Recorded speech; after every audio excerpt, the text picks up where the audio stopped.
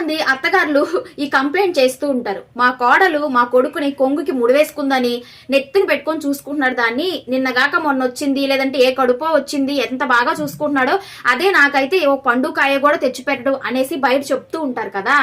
Okay, మరి 25-20 ఏళ్ళు ఒక ఇంట్లో పెరిగి మీ ఇంటికి కోడలిగా వచ్చి మీకు సేవలు చేస్తూ, మీ కొడుకుకి సేవలు చేస్తూ, మీకు పుట్టే మనవళ్ళు మనవరాలకి సేవలు చేస్తూ, ఇంటికి వచ్చే బంధువులు చుట్టాలు పక్కాలు బావలు మరుదులు అందరికీ సేవలు చేస్తూ మీలో మింగిలైపోయింది కదా. మరి మీరు ఏం చేశారండి? ఒక ఇంటి నుంచి ఒక ఆడపిల్లని తీసుకొచ్చి మీరు కూడా అది దొంగలించి తీసుకొచ్చినట్టే కదా లెక్క. మరి అంతే కదా, వాళ్ళ దగ్గర నుంచి మీరు లాక్కొచ్చినట్లే కదా లెక్క. అలా అసలు ఎట్లా అలగనుగుతారు? ఎందుకంటే ఒక పెళ్లి అనేది చేసినప్పుడు వైఫ్ అండ్ హస్బెండ్ కలిసి ఉండాలి, ఒక అండర్స్టాండింగ్ ఉండాలి, వాళ్ళు బాగుండాలనే కదా పెళ్లి అనేది మీరు చేస్తారు. సో దయచేసి ఇలాంటి మాటలు అనేది ఎవ్వరూ కూడా అనొద్దు.